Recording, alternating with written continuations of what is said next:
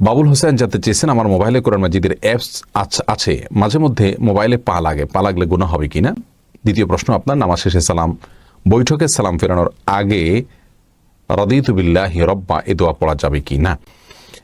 দেখুন, মোবাইলে যদি কোরআন অ্যাপ থাকে সেখানে পাওয়া লাগলে কোরআনের প্রতি অসম্মান হবে, বাট এরকম নয়।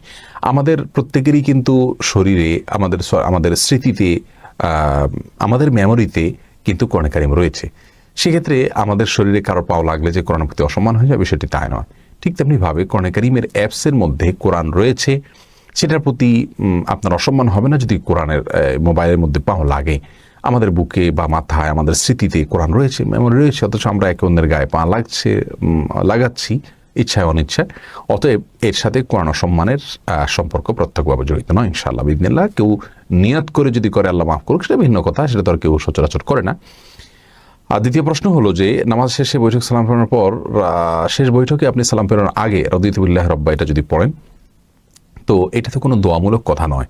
শেষ বৈঠকে কি পড়বো সেটা কোরআন হাদিসে আমাদেরকে নির্দিষ্ট করে বলে দেওয়া আছে।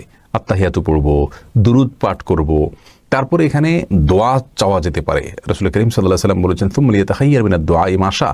বুখারী এবং মুসলিম যে বর্ণনা করেছে যে তাশাহুদের পরে, শেষ বৈঠকে এবং দুরুদ পাঠের পরে যেই কোনো দোয়া আল্লাহর কাছে করবেন। রাদিতু বিল্লাহি রাব্বা ওয়া বিল ইসলামি দীনা মুহাম্মাদিন সাল্লাল্লাহু আলাইহি ওয়াসাল্লাম নবিয়্যা, এটা কিন্তু কোনো দোয়া নয়, এটা একটা জিকির বলতে পারেন। এটা আল্লাহ সুবহানাহু ওয়া তাআলার প্রতি একটি আনুগত্যের স্বীকৃতি বলতে পারেন।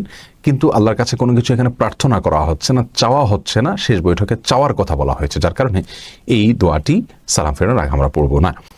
বিনতে আনোয়ার জানতে চেয়েছেন, কোরআন শরীফ